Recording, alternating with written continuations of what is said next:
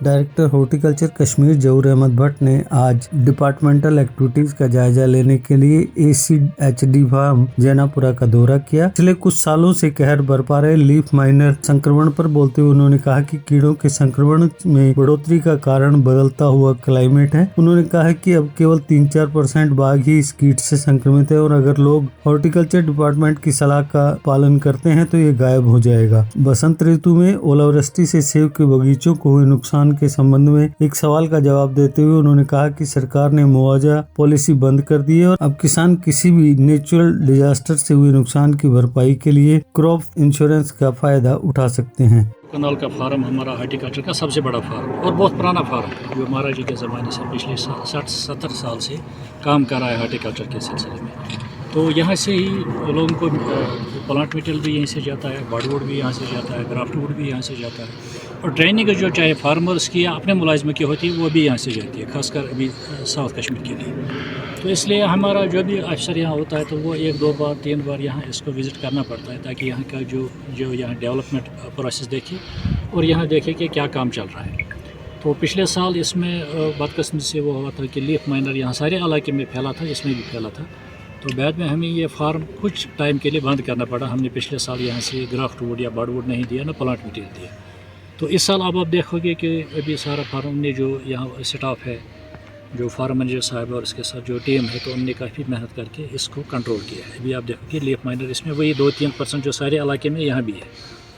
तो साथ साथ में ये जो इस साल जो एफिड का बड़ा अटैक हो गया, तो यहाँ भी हो गया था, लेकिन अभी वो भी इसमें हमने कंट्रोल किया। इस वक्त आप लाइव तो जहाँ ताल्लुक है, क्योंकि उसमें डैमेज का एक्सटेंट उतना ज़्यादा होना चाहिए कि 50-60% ज़्यादा, लेकिन जो थोड़ा होता है जैसे 8%, 10%, 20%, उसमें तो कंपनसेशन नहीं मिलती। लेकिन अब चूँकि गवर्नमेंट ने जो क्रॉप इंश्योरेंस जो स्कीम है वो लागू हो गई है और हॉर्टिकल्चर पर भी लागू है, तो हम कोशिश करेंगे कि ज़्यादा से ज़्यादा लोगों को उसके इंश्योरेंस के तहत लाएँ, क्योंकि उसमें भी काफ़ी सब्सिडी मिलती है। और डायरेक्टर एग्रीकल्चर उसमें नोडल अफसर हैं, तो हम देखेंगे उसमें हम कैसे इम्प्लीमेंट करेंगे ऑन ग्राउंड। और साथ साथ में अभी आप देखोगे जो हाई डेंसिटी है तो उसमें नेट होता है और नेट पर भी सब्सिडी है और सारी मैक्सिमम हाई डेंसिटी बाग जो है उनमें नेट लगा है। अगर चालाबारी कितनी भी हो जाए तो वो सेफ़ हो जाते हैं।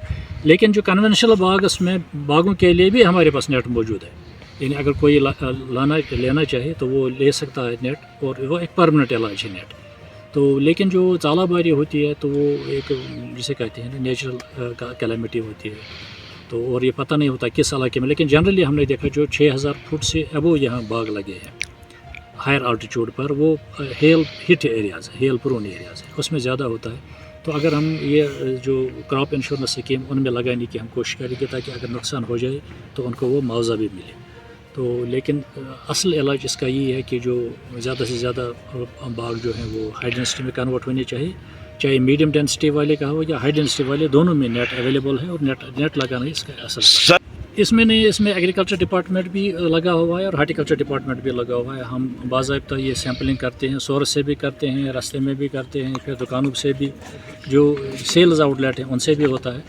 तो सैम्पलिंग बाज़ाब्ता तौर पर चल रही है। लेकिन इसमें जो एक ही चीज़ यहाँ बार बार हम लोगों से पूछ रहे हैं, लोगों से हम ये मुतालबा कर रहे हैं कि वो सिर्फ वही दवाई इस्तेमाल करें जो रिकमेंडेड है, क्योंकि रिकमेंडेड दवाई का जो टेस्ट रिपोर्ट आता है वो तकरीबन 99.9% सही आता है। 0.1% कभी कभार वो मिसब्रांडेड आता है, लेकिन जब उसको रिटेस्ट करते हैं वो फिर सही आता है, यानी उसमें उनकी सेफ्टी है। लोगों को चाहिए वो वही दवाई इस्तेमाल करें जो शेड्यूल में है, जो रिकमेंडेड है। उसमें कंपनी का नाम भी लिखा होता है, उसमें उसकी डोजेज भी होती है और उसमें उसकी टाइमिंग भी होती है। ये तीनों चीज़ें अगर वो करेगा, इन पर अमल करेगा, तो वो वाला खदशा जो है, जो मिसब्रांडेड होने का खदशा या नकली दवाई होंगे, वो खुद ही ख़त्म हो जाएगा। और लोगों में अवेयरनेस की कमी है, अवेयरनेस की कमी की वजह से ये चीज़ें होती हैं। वो तो जो अभी पुलवामा में रिसेंटली वाक़ा हुआ, जब हमने देखा कि बाद में जो न वो कंपनी रिकमेंडेड है और न वो दवाई रिकमेंडेड है एप्पल के लिए, तो उसने ऐसी दवाई छिड़की जो किसी जगह लिखा ही नहीं है, कि न किसी यूनिवर्सिटी ने और न हॉर्टिकल्चर डिपार्टमेंट ने इसको सिफारिश की है। तो उसकी ज़िम्मेदारी खुद फार्मर पर है। तो ऐसी कोई दवाई मत छिड़को जो रिकमेंडेड नहीं है या जिसका जो लाइसेंस नहीं है। लाइसेंस वाले से चलो, लाइसेंस तो उनके पास होती है, लेकिन रिकमेंडेड और रिकमेंडेड डोज, रिकमेंडेड टाइम, ये तीनों चीज़ें दवाई छिड़कने के लिए ज़रूरी है।